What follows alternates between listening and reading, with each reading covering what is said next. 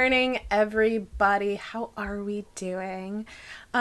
Today I'm going to be doing what I'm calling a book day, which, I mean, I don't really know if that's a good descriptor. Basically, there's a couple of things that I need to be doing today.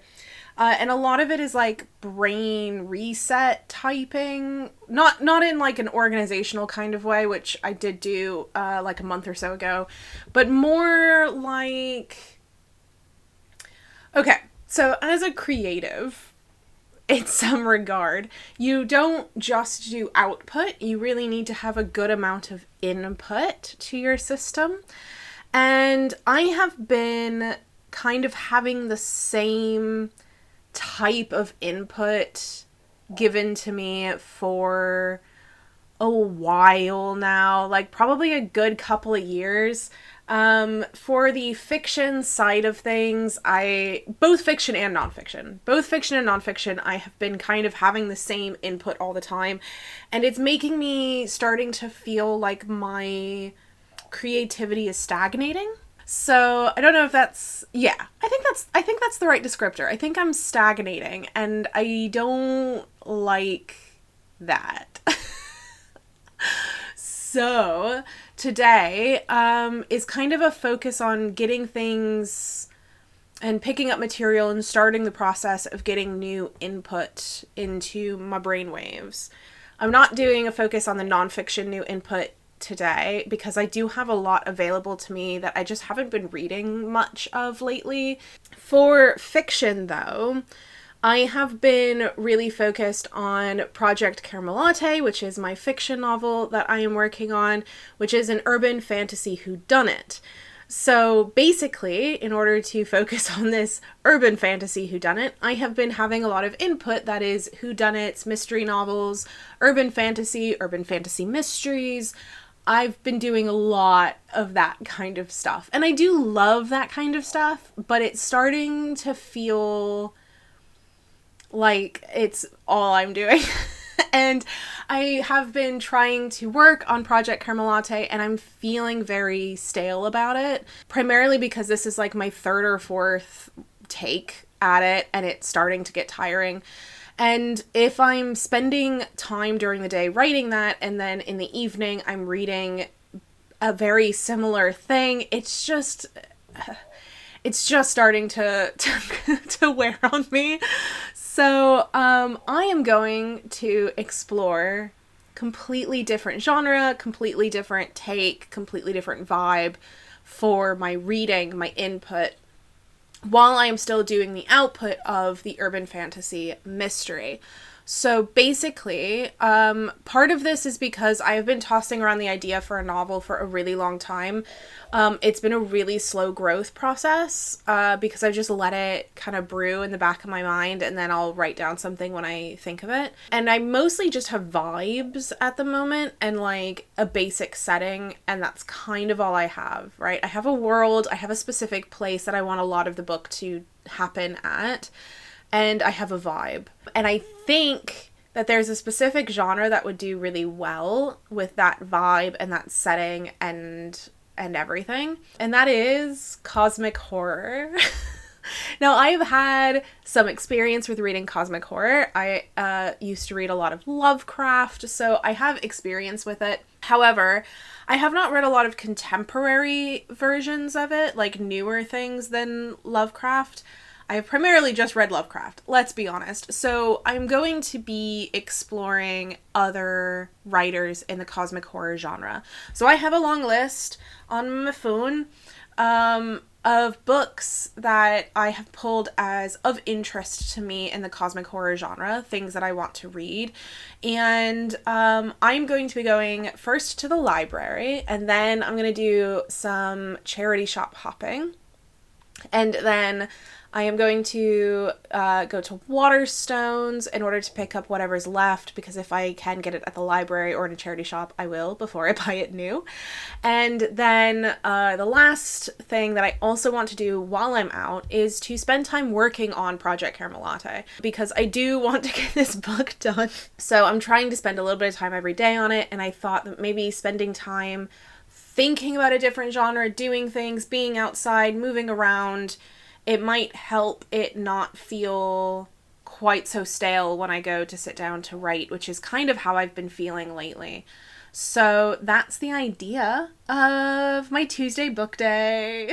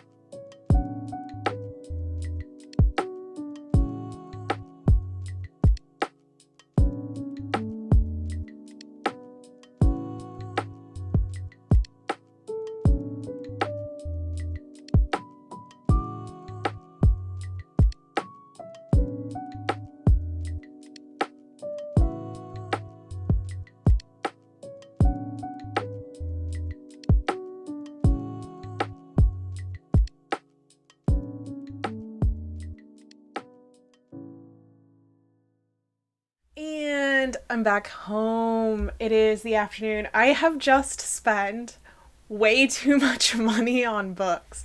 I have not done this before at least a very long time, if not ever. And I don't know if I'll be doing it that often, but I did just spend a lot of money on books. So let's enjoy the haul while I have a haul, because I don't know how often I'm going to be doing book hauls. So I actually managed to grab 2 books at the library, so at least those are 2 books that I did not have to pay anything for. So I got Annihilation by Jeff Vandermeer. This is a book that has been on my I need to read this eventually list for a really long time. And so, you know, seeing it as much as I did while I was doing research for cosmic horror books, I was like, well, okay, now is the time, now is the sign that I should be reading this now. The second book that I grabbed at the library is Mexican Gothic by Silvia Moreno Garcia. Again, this is one that has come up a lot. It's a more recent book, which is nice. 2020. Came out in 2020. I have heard many, many good things about this, and I've also heard that the cosmic horror stuff is kind of there, but also not really, but I don't know how much that's true, or whether that was just not wanting to spoil anything. I really don't know much about this at all, but I'm really excited to read it. So that was also a library copy. So I couldn't really find much at the other charity shops. The charity shops for circuits for looking for books are very hit or miss. And really, if you're looking for like crime, they're really great for crime. Not so good for cosmic horror, but it was worth a shot anyway, because you never know. And I did find some clothes, so I might have bought some clothes as well while I was going around. After I did the charity shop circuit and did some writing, I also then swung by Waterstones, and I picked up 2 books at Waterstones. The first one is Meddling Kids by Edgar Cantero. This is another one that came up a lot while I was looking at stuff, and I only know kind of the real basics of the storyline.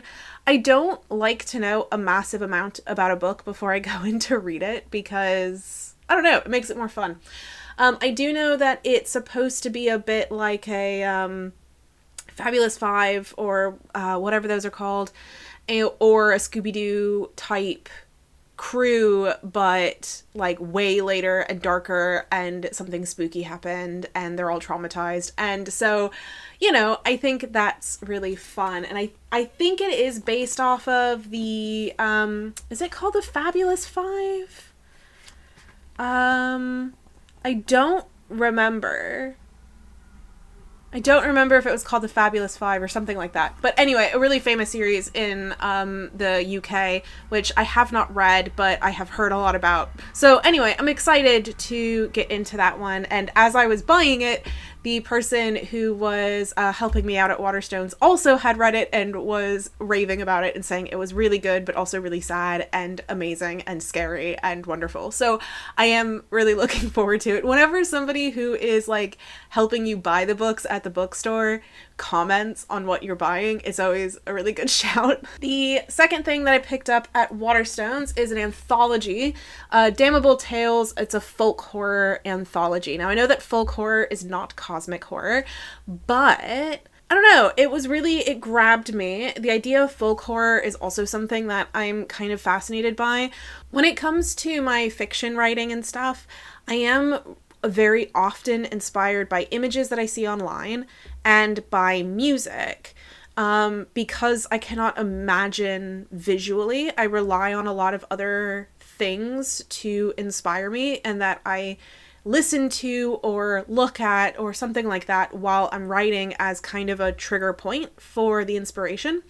And when I'm writing Project Caramel Latte, I actually listen to a lot of Southern Gothic music.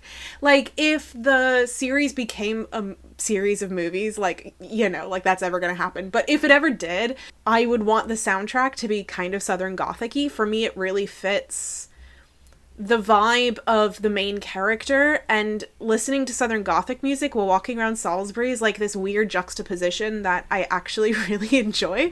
For me, folk horror kind of feels a bit like the literary version of Southern Gothic music. So yeah, I'm interested to read it and have kind of another approach to horror in my repertoire that I have been reading. So I'm looking forward to this as well. And that was kind of all of the books that I bought while I was out walking around. I was a little disappointed because there was a couple of books on my list to read that I was really, really interested in reading and I could not find. And I was thinking, oh, well, maybe next month I can order them from Waterstones, because I don't like buying more than 2 books from Waterstones in a month.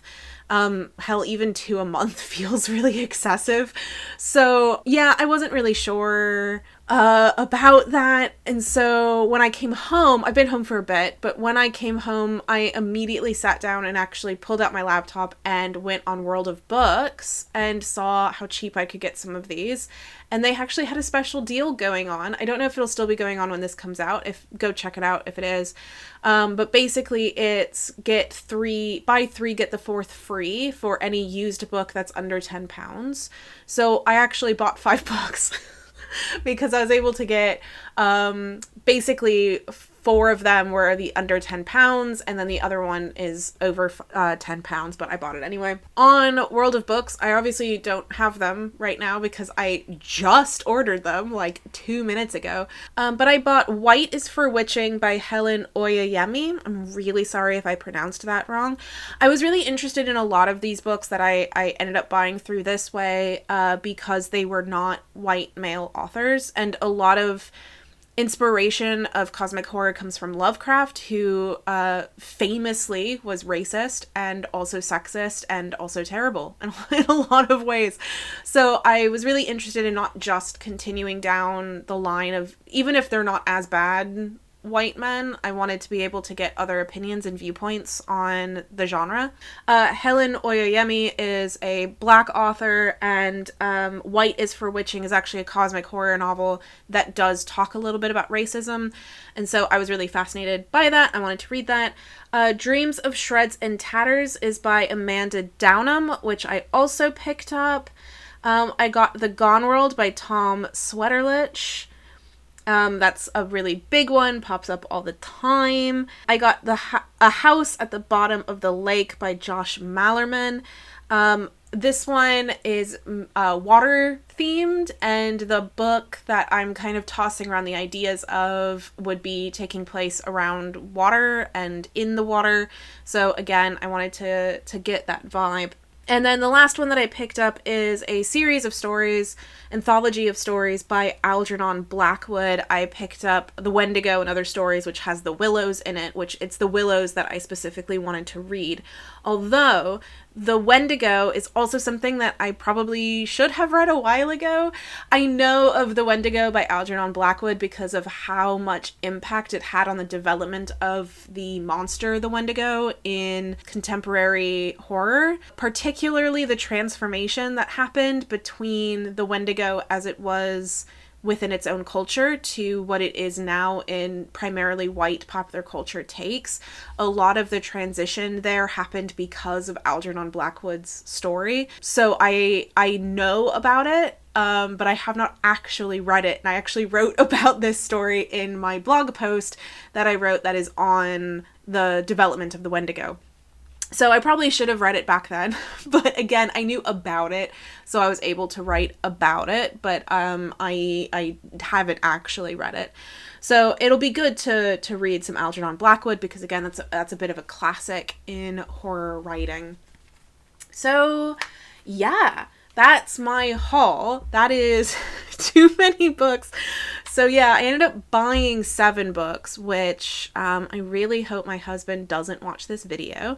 And then 2 of them I got from the library. There's a couple more on the list that I haven't managed to get, but they're ones that I think I can probably order from the library, or I can at least wait to grab. I mean, I think it's going to take me a while to go through some of these. So I think that's good for now. Thank you for coming with me, and hopefully you'll be hearing a bit more about these as I slowly make my way through them. I'm really looking forward to reading them, and if you have any other suggestions for cosmic horror writers, or books or short stories or anything like that, please let me know in the description below. Or if you are a big fan of folk horror, let me know your suggestions for that as well. I mean, obviously I've read some Shirley Jackson stories. I mean, that's, you know, who hasn't? But if you have any suggestions, even of Shirley Jackson, let me know. Leave them in the comments. And yeah. Thank you for being with me today. It was a really fun day of a little bit of a brain rest and kind of thinking about new things, which is always really fun to do. And I will see you in the next video. Bye!